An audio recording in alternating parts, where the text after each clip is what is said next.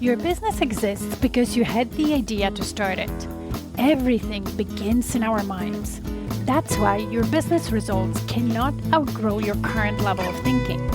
Do you want to serve more clients, make more money, without working more or burning yourself out? Grow yourself first as a leader of your business, because that's who you are, a leader, even if you're the only person in your business right now. When you lead yourself first, the business results will always follow. My name is Maggie. I'm an international business and leadership coach, an expert in business mindset, strategy, and high performance. I created the Diamond Effect podcast to help you elevate your thinking, expand your perspective, and through it, grow your business without overwhelm. So let's get started.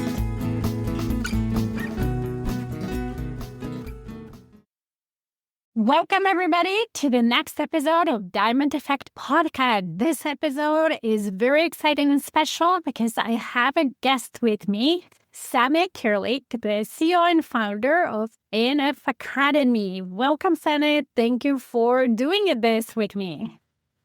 Thank you very much. And hi to everybody in Canada. Awesome. If you could introduce yourself a little bit to the audience, and then we'll dive into questions. I'm Sanne, and I started this journey with ANF therapy together with my husband around almost 15 years ago. That's sometimes how it happens, because we were looking for a solution for myself, because I ended up with fibromyalgia after some other past events in my life. And even though Denmark has a very nice healthcare system, it doesn't offer anything to chronic pain patients like that. So we started out on a journey to find a solution for that with the background in frequencies and medicine that my husband has. He's also a past professional tennis trainer, been working in Germany, Portugal, Italy, Spain, many other places. And that was back in the days where a tennis player only traveled with one person. That person had to be able to do everything. So he had a very vast background, and he understood that to solve the problem that I had, we needed to find something that could affect the nervous system. But the only thing was that there was no delivery system of those frequencies actually to be transferred to the nervous system to be able to solve this thing. So with my background in design and product development, I set out on a quest to find exactly that. And within the first 9 to 10 months, we had a solution and we started to make it work. First, it was just on pain to pain kind of solution. Mm-hmm. Oh, it hurts my neck. Oh, it hurts my here. It hurts my there. And then as we got through all of those things, we saw that once it's gone, it didn't come back. And with that, we started developing into all kinds of other things, because one happy pain patient brings a lot of other patients. So we are now in the south of Spain, in Marbella, where we receive therapists and doctors from all over the world doing our practical education after they've done the online part. So it's been a long journey, around 14 years in this whole development, but it's been really rewarding and also an extremely interesting journey, taking us everything from US to South Africa to Saudi to Australia to so many different places in the world. So it's really been a very rewarding, but also very crazy journey. Oh, I can imagine, and I'm excited to dive deeper into it. So let's start from the beginning. I remember when we initially talked before the podcast, you mentioned that you've been an entrepreneur all your life, and then ultimately the beginning of the current company and solutions you provide was because you burned out, right? Because there was a lot of things going on. And as your cup was getting empty, when there was additional stress going on, it resulted in health challenges. So can you talk a little bit more about that? Like how you operated before and what you learned through that experience? Yeah, I think a lot of us that starts out as entrepreneurs, I had another company 15 years before we started this journey. And it was like a hamster wheel. That was in fashion. My training is a fashion designer, so that's where I started. I worked in trends in London for many years for very big companies as well. And it's a hamster wheel. Like you get in there and then you just keep running and you don't know where to start, where to stop. You just continue and you don't really feel, probably when you're younger, how much you actually use of your resources. And that tank doesn't fill up by itself suddenly. Like at a certain age, you start using and it doesn't refill in the same speed as you're using the resources that you have, whether it's the mental resources, the physical resources, or the energy resources that you have. That kind of came to a very clear point for me when I ended up with my health condition. And I had to find a solution because obviously I could not spend the rest of my life just on the couch in Denmark and with so many rainy days. That was not going to work. So I think a lot of us, like a true entrepreneur at heart, you are also like a rubber duck. Like it doesn't matter how many beats you take, you keep surfacing again over and over again, but it does cost on the health account if you don't take care of your health, right? So how do you take care of your health now? You're also running a company that helps people take care of their health. So what do you do personally? Yeah. Personally, I do sports because first of all, I love sports. And second of all, I use our frequency therapy and our wellness program for frequency programs that upgrades the nervous system. So as you grow older, as you run out of resources, your body needs to be reminded of how to create those resources. So that's what we do with what we do. It's simply to reinstate, you can say, that biocoherence in our body where the things are working optimal. So my body is working a lot better now at almost 50 than it did 20 years ago when I was just running. So yeah, there's a very massive difference. And because we have this plug and play system, then if I feel that, okay, today we're going to do a podcast, like it's going to be creative and fun and it's going to be a lot of information, then I put on the one I have here. So it's a little frequency disc that helps with the gamma frequency, which is where it keeps you in a flow. So you can have a meeting with one of these on, or you can do creative sessions for your company or for your employers for hours and hours. And then at some point you'll start seeing other people get tired and you realize, oh yeah, I have superpowers today. So that's really interesting. And the same in sports. I use it for when I play paddle. I play paddle at quite a high level here in Spain, actually on the Grand Slam level. And most of the girls that I play with, they are half my age or at least 20-30% younger than me because I have superpowers. So if for the listeners and viewers who are watching, let's say they've never heard of frequency therapy, they have no idea what it is. If you can explain, like at the most basic level, what it is and how it works and how people could use it. Yeah, of course I can. To understand the technology itself and how it actually transfers the frequencies and the nervous system picks it up, it's more or less like a quantum physics explanation, which you don't need, only to apply it and then feel the benefits. So I usually compare it to either one of two different things.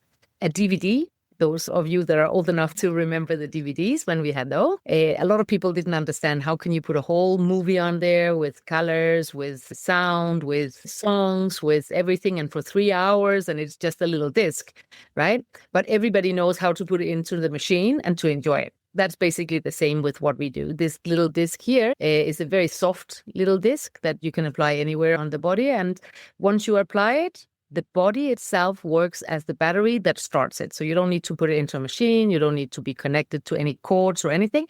So it's a plug and play system. You place it on, and then you can do whatever you would normally do for 72 hours. But you will be able to feel the benefits. So in that sense, you have a lot of freedom with this type of application rather than all the other things that you can do to promote your health and well-being. Some of them, or most of them, they are either connected to a cord, or there is EMF, or there is like many different things that you have to be in a certain place while you're doing that. So this is completely autonomous. You don't need anything but to apply it. Okay. So you mentioned that there are some discs, let's just call them, that help you focus. What else is there? What are other types of those discs, and what can they help you with? Yes.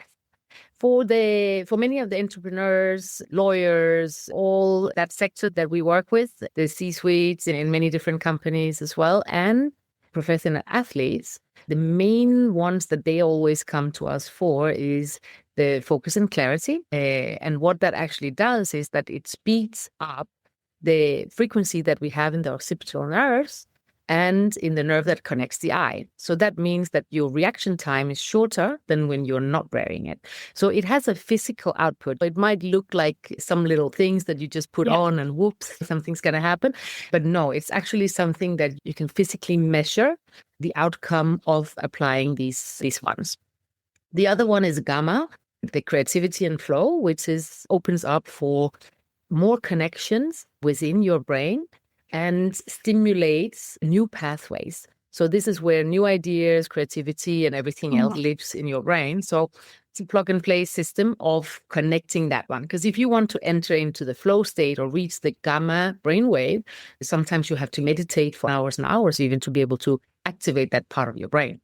So we can do that without all that preparation. So I usually say that there's two types of people in the world. There's the ones that has time, and then there is the ones that needs the solution. And those people are usually not the same.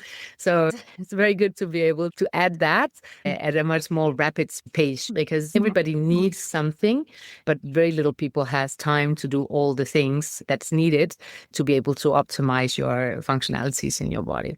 We have beautiful garden here. Like I tell the staff that we have here as well, go enjoy the garden, put your bare feet in the grass, do the things, be in the sun for just 5-10 minutes a day, things like that. And they don't get out of their office because we all have so many things to do. We all need something that works much faster, and especially entrepreneurs. Come on, there's nobody else that has less time in the world. I usually say to people, I meet people every day, all day. And some of them, no, I had so much to do last week. It was impossible. I couldn't manage. I'm like, are you an entrepreneur? No. Do you have kids? No. I'm like, I'm sorry, but there is no busyness in your life in the same way as the rest of us have to dangle. So it's really, that's where you get to the peak performance. So it's entrepreneurship and parenthood. I think that's it's a crossroad of chaos. I agree. It forces you to be super organized, super effective with your time and so on. If you're going to accomplish anything, it can move forward at anything. So those are the go-to for the mental performance part. And then what I always use, I put 2 here when I go to bed, and that's our sleep and recharge protocol. And that consists of 2 different devices. One of them charged with the frequency of melatonin, the pre-process of melatonin. So it triggers your body to produce melatonin as if you were a teenager, where you're producing the highest level of melatonin.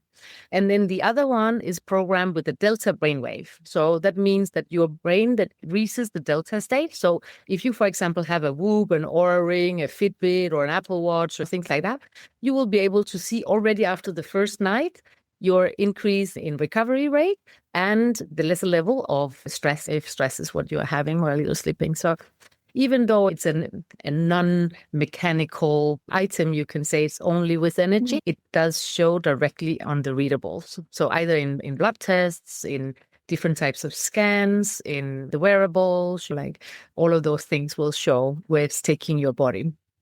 Great. I definitely need to test. I know I was supposed to do it before, but talking about entrepreneurship and motherhood and being busy, there we go. That's exactly it. And this is also why we could see how much this could help pain patients, making them autonomous in their life. And with athletes, they don't have to spend the same amount of time recovering and so on and so forth. So it was a natural step for us to go to the third level of making products that are readily available for those everyday issues. So things that we can optimize, that literally only I put them here. It takes 1 second before I go to bed. It's not something that I have to adapt to. It's not something I have to do specific things an hour before I go to bed. It's not something that I cannot look at my phone before I sleep, because it's sometimes necessary. Like we are here in Spain, we work with the US, we work with Australia, we work with Philippines, we work with everywhere.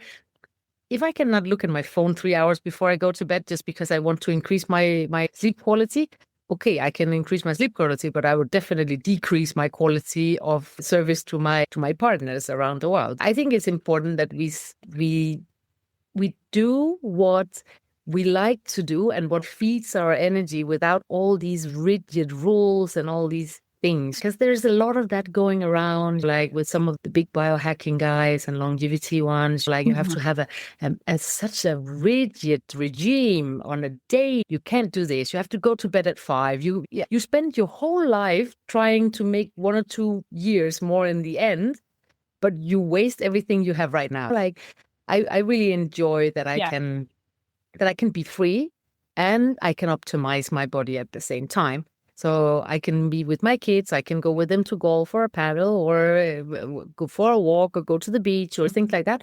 Just wear these and still optimize my body. So I don't have to put so much time aside to do these things, which is really where the world is going. Like the AI of the body, it knows what you want. I love it. Well, let's talk about how you run your business. Because, of course, we're here entrepreneurs and you're a successful business owner. Let's talk about that. Because you do have different partnerships, right? Where you have clients who are medical professionals and institutions who help clients with more medical grade devices, with pain and so on. And you also cater to direct to consumer like me with the discs and so on. So how do you maintain the core relationship in your business, especially that they're so spread? What are some tips you could give to any entrepreneur for building relationships? Obviously, having something that you cannot replace with anything else is a winner in itself, right? With that, I won't say that we are lucky, but we've been developing a method that nobody has been able to copy over the years. People have tried, for sure, but they haven't been able to. That's number one thing. And being unique in what you do, I think it's really important. And a lot of people find it maybe easier to launch a product which is already there, but make an improved version of it or something like that. And that's absolutely fabulous. Then they win on service or they win on so many other things. So I think it's always assessing like, where are you most needed? So I'm there where I'm most needed most of the time. That's what I'm trying to do. But obviously with therapists and doctors in 70 plus countries. Some of them are waiting sometimes to get an answer sometimes, which of course I'm trying to clone myself with AI. No, that's great. That's great. So we're working on that to streamline and optimize. We're working a lot with AI and it helps a lot. Not that we have reduced the team size, because that was not our purpose of using AI, but our purpose was to be able to improve our quality level and our service level and those kind of things. And then we're just able to do much more things in a short amount of time. In the last year, we rolled out projects that would have taken us a very long time because we are very quality consistent. So when we do something, we know that we're doing it well. We're not rolling out things that are not ready or whatever.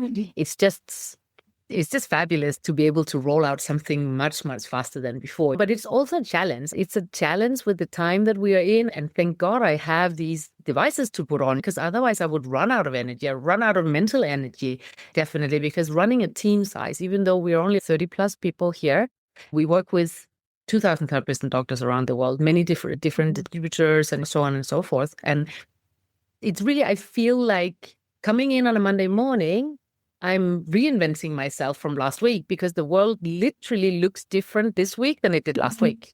It's not the same anymore. You cannot make a 5-year business plan. It's impossible. Like when I started my business back 30 plus years ago, they were talking about making a 10-year business plan. Yeah. You cannot even do a 10-month business plan today. If you're lucky, maybe you can make one for 10 days or a couple of months. But besides that, what you know today is not what you're going to know next week. It just goes so fast. And this is where, like, we as humans, I don't call it external. I don't call it artificial intelligence. I call it external intelligence, because what we are all able to do is that we are able to tap into that external intelligence that we didn't have time to study. Like a lot of us have admired people that are studying this or that or want to upgrade our knowledge in different fields, but we just haven't had the time because you cannot take 25 years degrees. It's not possible. But today you can tap into that external intelligence, which I find that especially in health and wellness, more and more people are doing that because they don't want to take pills, they don't want to take medications, injections, and all that stuff. So they're looking for things that are a healthier way to supply the things that we need in our body. And for us, that is perfect because AI is very happy to suggest what it is that we're doing. Somebody searching for frequencies or even things like that. Many times we will come up with a solution. So that's fabulous for us, obviously. But I think it's one of the challenges that we're going to see, and especially many more things, like every entrepreneur or running a small to medium-sized business or stuff like that. A lot more things is suddenly on our shoulders because everybody that's working with us or for us, they deliver their tasks 10 times faster or 15 times faster than before. So by the time you delegate something, by the time you get it back in your face, it's shoot. Like you can't plan for that. And then it comes back like with a document longer. Like it takes longer for you to read it and verify that it did for them to push the button. It spits out like loads of faces. So it really demands a lot of leadership these years or this month, this today, this week. Yeah. But luckily AI is catching up on that as well, like helping business owners to summarize what the team is making. Yeah. And I can see that. And it's a great point you're bringing because you're right. Even as a solopreneur, I am able to produce so much more and move so much faster because I use AI. So now if you have a team of 30 and their productivity increased because you taught them how, let's say 10 times, that means a lot more comes your way a lot faster. Now, what are you finding yourself shifting as a leader, navigating those changes, but also still having a team that you're leading, that you want it to be highly effective? What are you finding works lately? What doesn't work? What you had to adapt? I would love to know that perspective. Yeah, I think that as a leader, letting them be more autonomous, first of all, by helping them to install the right things in the AI so that the AI is being that critical partner, not just cheerleader. Because in the beginning, AI is just cheerleading everything. It's, oh, you have a good idea. Oh, you have this, you have that. It's fabulous, everything. And spits out like whatever random stuff. And then it comes to me and it's not thought through. But by the time you get Claude to understand, I want you to be not only mine, but also my team's critical thinking partner. So then from before, if I gave a task, then they would come back to me. I would be that critical thinking partner saying, listen, but did you think about that? Did you check this? Where by the time they come to deliver it now, it's more and more finished. Like it's, but if you don't take the time to instruct them of how to use the AI, then you will just end up with thousands of papers of stuff that is just spat out of like cherry goose like that and doesn't really fit to the concept. So I think that's one of those things, but it demands as much of us as leaders or managers of teams than it does of the team members themselves. It actually puts more load on us than it does on them. But it's really interesting to see, and it's interesting to see what part of the team want to grow with the challenge and which ones of them is not that interested to grow with the challenge and so on and so forth. So it's very interesting times. Like I find it extremely interesting. I must say, of the 30 years that I've been a business owner, this is definitely some of the most challenging, but also interesting and fun and scary times. Yeah.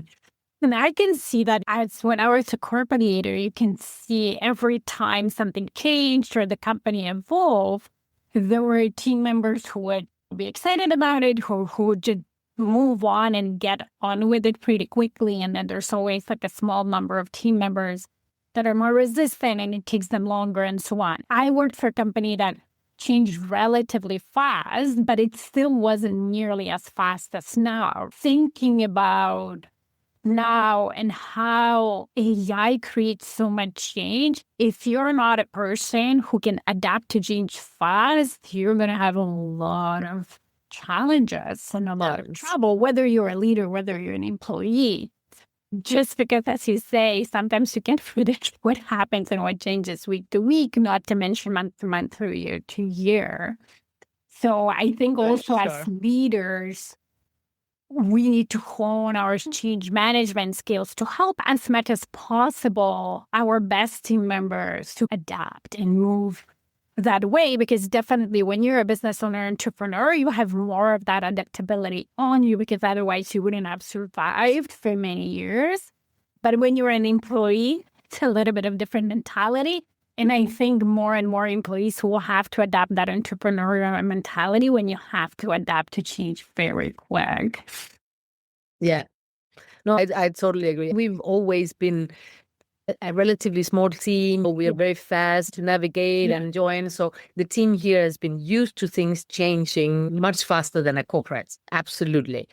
Yeah. Yet, it's not everybody that are able to adapt. And it's very funny to see that some of the ones that were seniors before, and then there were more juniors in our company, that's switching completely. The juniors are taking over, and they are now the ones helping the other ones. So it's, that is challenging, because some has suddenly will be, above the ones that they are usually below or reporting to, and so on and so forth. So a lot of this power balance is shifting, like, but interesting. And we have meetings about it here, because it's something of what we are talking about often. And I keep telling them, listen, the only ones being replaced here in the future is the one that doesn't know how to work with AI. Because if I can have one person that knows how to work with AI and one that doesn't, the one that does will be the one producing like 300, 400, 500% better than the one that doesn't. Yeah. So nobody is, at least in our setting, nobody is being replaced unless they don't know how to use AI, because then they will simply fall off the train. It doesn't. And actually, the funny part is that some of those most slow to adapt has been the IT. No, which is actually really hilarious. It's very funny to see that balance. It's brilliant.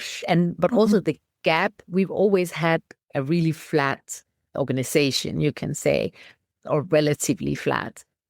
But it's changing, because the ones that really understands how to facilitate, they just grow up the ladder, and there is nothing you can do about that. It's just a shift we don't want to change that in any way either.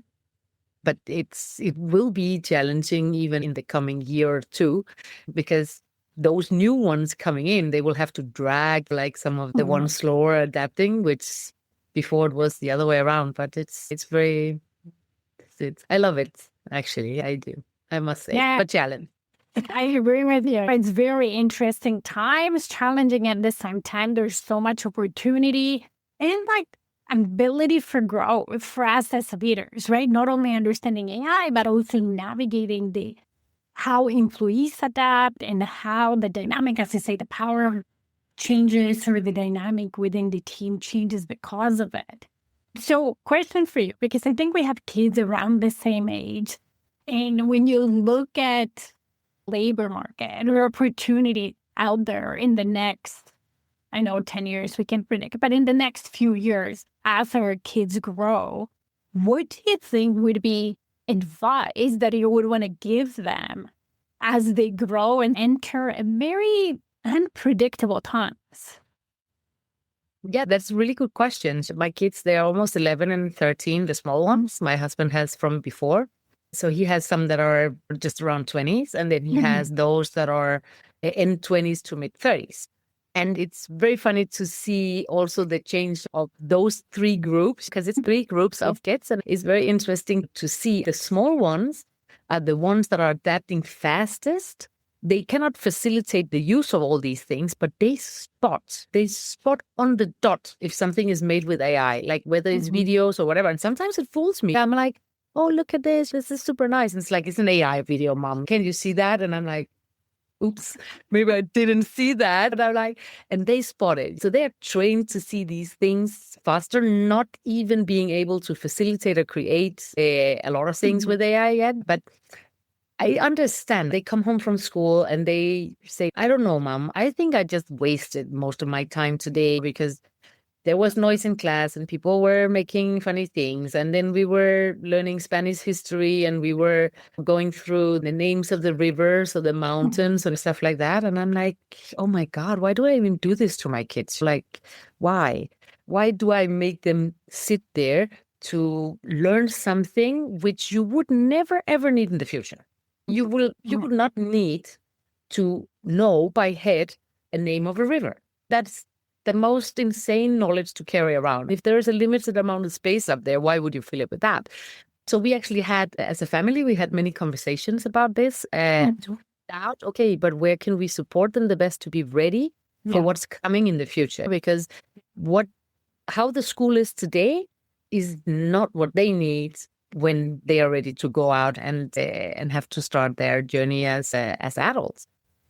So the outcome of that is actually that as we have more travel coming up in the coming years to implement this therapy around the world in many different countries, as the local distributors, they roll out, we've been sitting down speaking to the kids and asking him, how do you think we as a family can prepare for this? And what would be the best way to do this and that? And what do they think about what they learn compared to what they potentially need in the future? And one of the skills that I think is going to be a key factor of what they need within the next 5 to 10 years is critical thinking.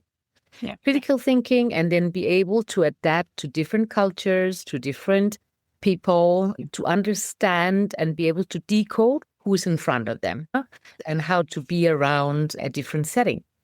So we've been speaking to them about it, and then they were like, but why don't we just go to online school and then we can travel with you guys and so on and so forth. That is the near future plan, that we are going to change over to do that. Because of course the basics, the math, those skills.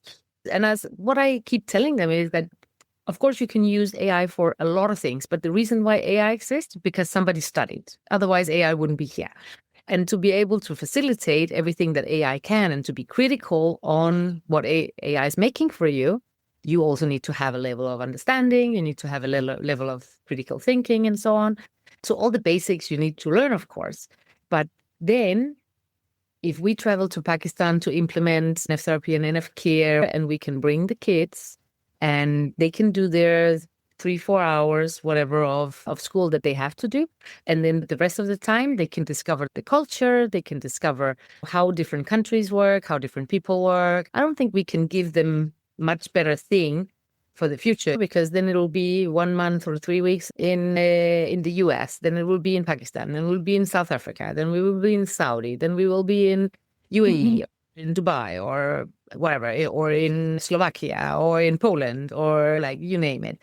And I think that would give them one of those bases that they will be able to use in the future. That, together with understanding of humanity, being a kind person, having empathy for what is happening around, I think this is really important. So they would like to join us on that, and then do what I said to them, like, I think it will be great. And if we do that, I think it will be great if you can join different cooking classes and different things and do some work, for example, going somewhere. We had an inquiry from Tanzania, the Physiotherapy Federation in Tanzania, going there and then doing some work to help with some of the things there. Even though they are young, I believe that they can offer something to where we're going.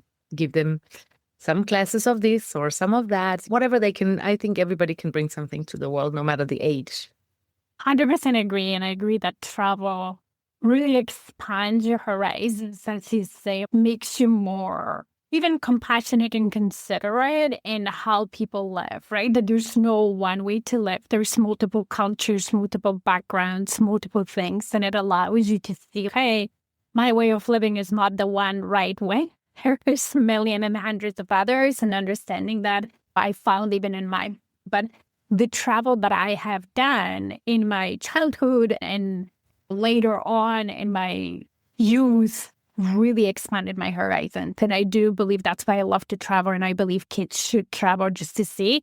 And I agree with you, because I have been thinking about that. What do my kids need? And even though it's cool, maybe there's a lot of things that they're not learning that will really help them in the future. But what is it that they can pay attention to? What I can tell my kids occasionally is that, first of all, you're building your social skills, right? Building friendship and navigating conflicts and learning how to be understanding of others. Canada, and especially in Greater Toronto area, we're a very diverse city, diverse culture, and I love that. So my kids go to school with parents from different backgrounds. Most of them were born here, right? But the parents are immigrants, just like me and my husband, or more of a multiple generation Canadian. So they see that diversity and learn how to make friends, how to navigate people relationships, because I do think that people skills and that emotional intelligence will be key in the future, just because more and more of technical stuff is just available, as you say, through AI, and you don't need years and years to learn that.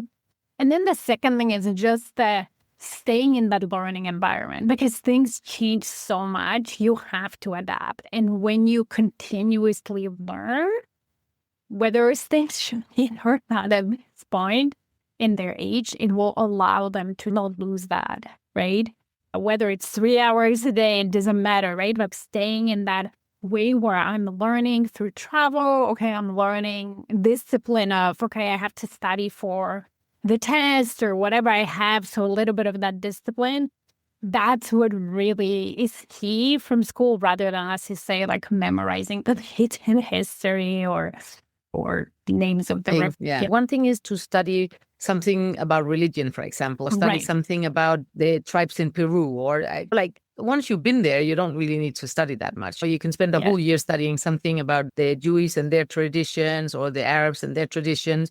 Spending a week with the family of whatever descent will give you that. But where you feel it in a physical impact, which I really think is a great way. And that's how I've learned myself. More or less everything that I've done has always been just trying it out. When I started out with my first company, it was right after design school. I went to London. I worked for a trend forecasting company for a couple of years. I never worked in a fashion company. And I started a fashion company. And people were like, what? But how do you dare to do that? Oh, and have you made like a business plan? And have you done this? And have you done that? And have you thought it through? And have you all this? Have you? And for me, it's like, listen, I can sit down and I can make a plan. I can spend 4 years perfecting a plan.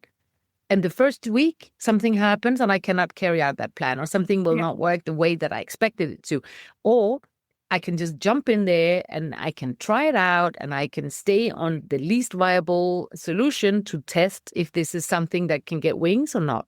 And then from there, carry it on. So there's so many things that I would not have done in the last 30 years if I had listened to those that say, oh, but have you? Or even my parents, oh, is this good? Is this safe? Is this smart? Is this? But for me, it's just like try and error. Let's try it. Works, doesn't work. Let's try it. Works, doesn't work. So I teach the kids the same way. It's my son, he wanted to do steak and rice the other day, and he never fried a steak before. And I was like, okay, I'm potentially having a really broken steak for dinner.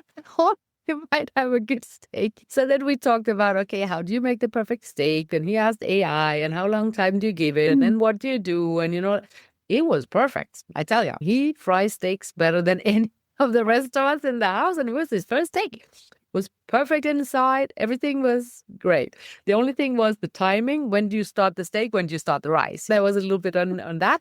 But besides that, it was brilliant. I'm like, okay, just continue going with that. And then the day after, the little one was making burgers. And then so now they gotten all into cooking, because suddenly they have much more autonomous possibilities as well. Even though they're not very old, they can look it up. They can follow the instructions much easier from a cookbook or whatever. So I think it's a thing, because my daughter lately started chewing steaks. Oh, I know. It's like they want to take everything.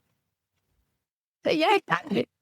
Want to fry a steak, and I'm like, take your scooter, go down to the supermarket, buy a steak and bring it back, and then let's see how it's going. So now they're starting to enjoy that, and then starting to help cooking and doing all kinds of different things. So I think that's really lovely.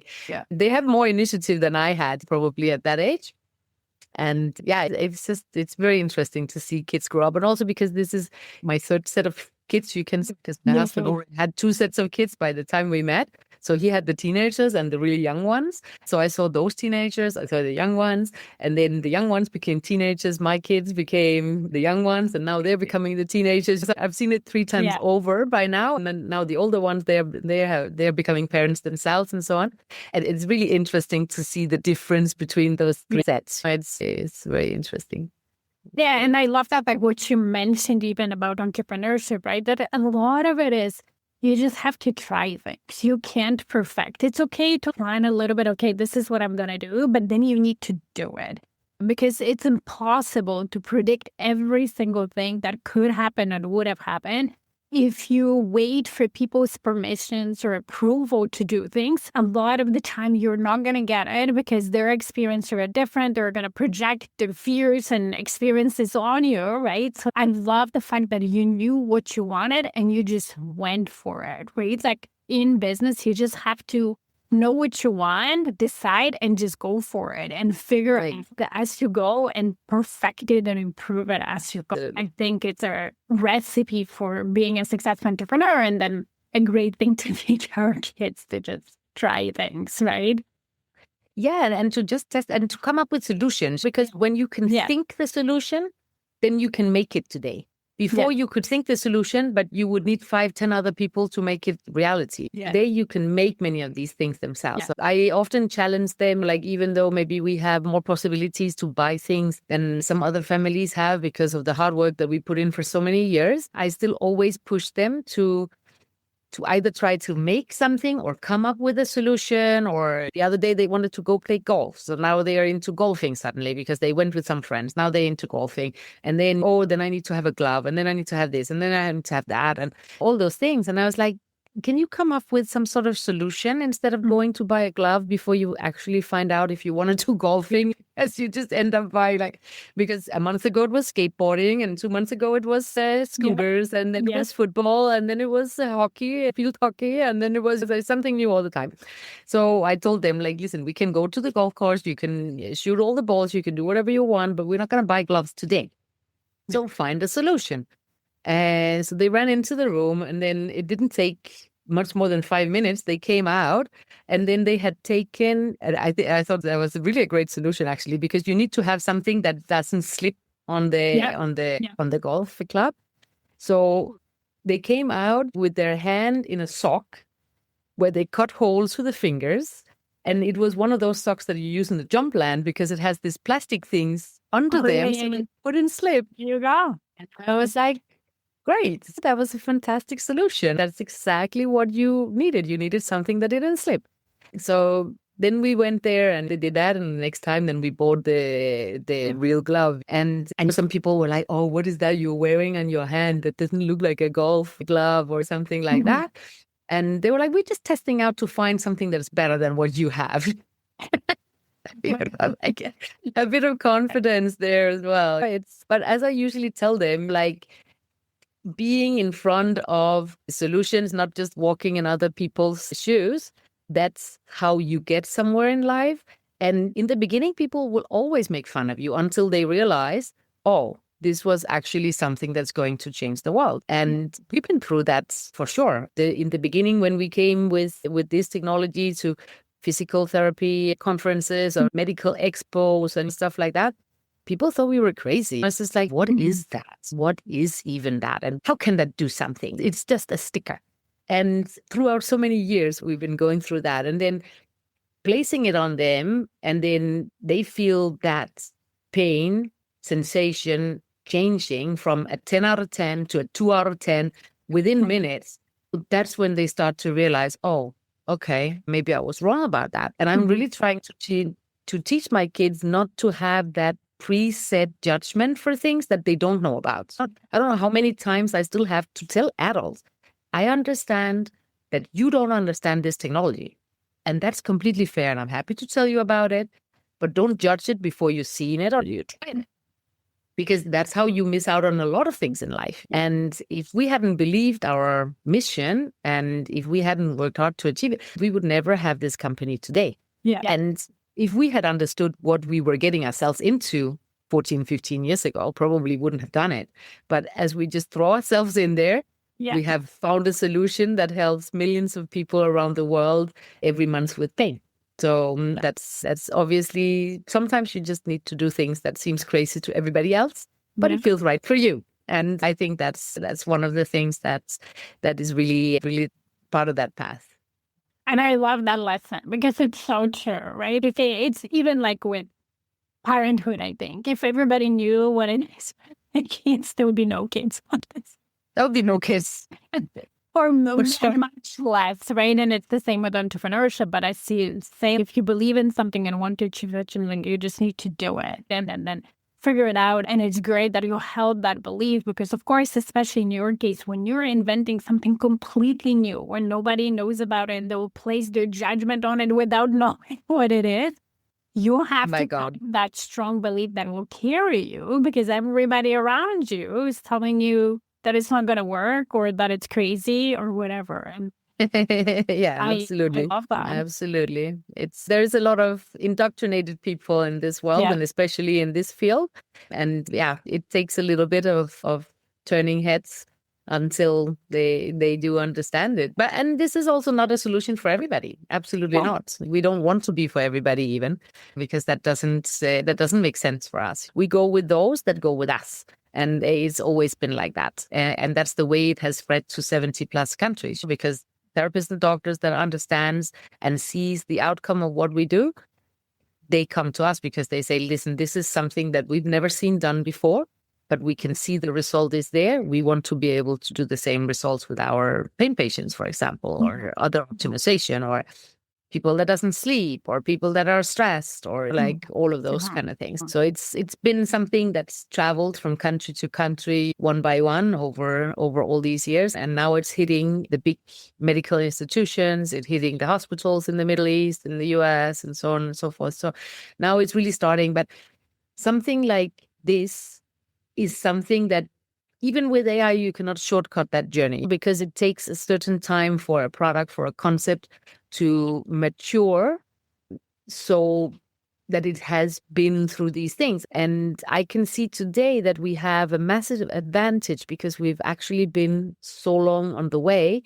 That in itself gives some baggage to the solution and to the project. So when we hit the medical distributors in Saudi and Pakistan and South Africa and the US and so on and so forth, it really weighs on their scale that it's something that we've been thoroughly working through for so many years. So this is a very, very good thing. So it's not everything that you can just fast pace. And I usually say it's the same as you can grow a strawberry very fast and you can mature it very fast, but it just won't taste well because it hasn't gotten the sun, it hasn't gotten the love, it hasn't gotten all those things.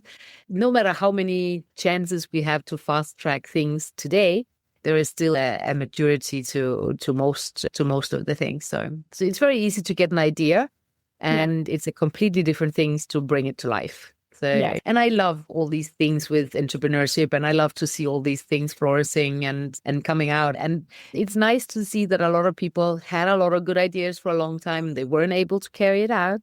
And now they actually have a better chance to carry out some of those things because it's less heavy in the investment from the beginning. I wish that many of the things that we've done over the last 14 years that we hadn't done it before this year, because oh my God, we could have done it for tens of the price or less. But it's all part of the part of the journey. Yeah, it's part of the journey. It's part of the journey. So where people can find you, how they can connect with you. So whether they're individuals or health and wellness practitioners, how do people get a hold of you?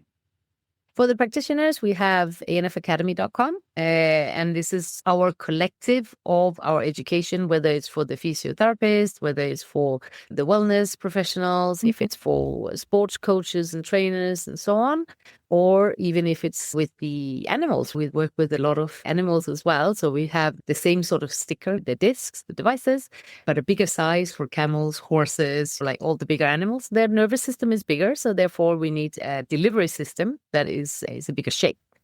And then for the individuals, if it's individuals in the wellness, in the entrepreneurship and all that, they go to anf.care, which is our page where we have products directly to deliver. There will be 5 of the products that are there readily available. But sending us a message, for example, oh, I would really like to do the liver detoxification, or I would like to do this or that, then we can open up for those products. But they're not on the open page as an entry-level product, because there's a little bit of testing and trying. Like once you apply it the first time, you usually start with one of those 5 products, and then you can grow on from there. And then we have our practitioner network for those that have pain, have different organ dysfunction or whatnot. That will be on anftherapy.com. You can find practitioners to contact, or you can always write one of our chats in the different websites and we will help you find the nearest one. It's not all of them that are shown on there, because some of them, they are so full, they don't take any bookings unless it's on recommendation. Or some of them, they work in clinics where they're not allowed to advertise it, but the clinic does, and so on and so forth. So this is a little bit different, but we are never any further away than a chat. And then for athletes, we have a specific program for semi-pro athletes and professional athletes, and that's on anfsportspro.com. So all of them are ANF Care, ANF Therapy, ANF Academy, ANF Sports Pro, ANF Animal. They are all there. Yeah. And if you share those links with me, we'll put them in the show notes. So before we finish, one last thing. A message to an entrepreneur who maybe has an idea, whether it's a brand new idea or, as you say, an improved idea of something that exists. What would be a message you would have for them? Just fucking do it. Yes. There's only bad ideas. The only bad ideas that are there is the ones that are never being tested, right? Yeah. Because you don't know if it's a good or a bad idea. And I don't know how often I meet people that are, oh, I've been dreaming about it and being an entrepreneur for the last 10 years. And I'm like, no, you have a wish, but a wish is something completely different. A dream is something you actually carry out. So that's the difference. Take action and do it. And especially now with all the help, you don't need to have a 10 team people anymore. Now you can ask AI to outline a lot of those things. So it's a completely different game today, starting something than it was before. It's more crowded in the market for sure, but the speed in which you can get things out, and with the limited cost that you can get things out today, there is no reason to not try it. But ask AI first to be your critical thinking partner, then propose the idea, and then he will tell you, or she will tell you, if it's already been done, if it's already out there and whatnot. Don't waste your energy on things that's already there. So go out and do it. 30 years into the game, I would never have done a day different, really. Even though some of the days it looks shite. But yeah, there is nothing that can, the true flame of entrepreneurship, I don't think you can shut that off. Like, I would be miserable if I had to work for someone. It just wouldn't work for me. Thank you so much for doing it with me. I really appreciate you. And thank you, everybody, for listening. Thank you. And I'm looking forward to see whatever results you guys are making out there, or whatever things you're doing or trying out the devices. I'd love to see some sleep results coming in. It's always super interesting to see it applied in so many different places. Thank you for listening today. If this podcast resonated with you, please come back. Also, you can leave a review on whatever platform you're listening. And if you have a suggestion, question, or a topic you would like me to talk about, let's get in touch via email. Email me at Maggie@stairwaytoleadership.com. See you in the next episode.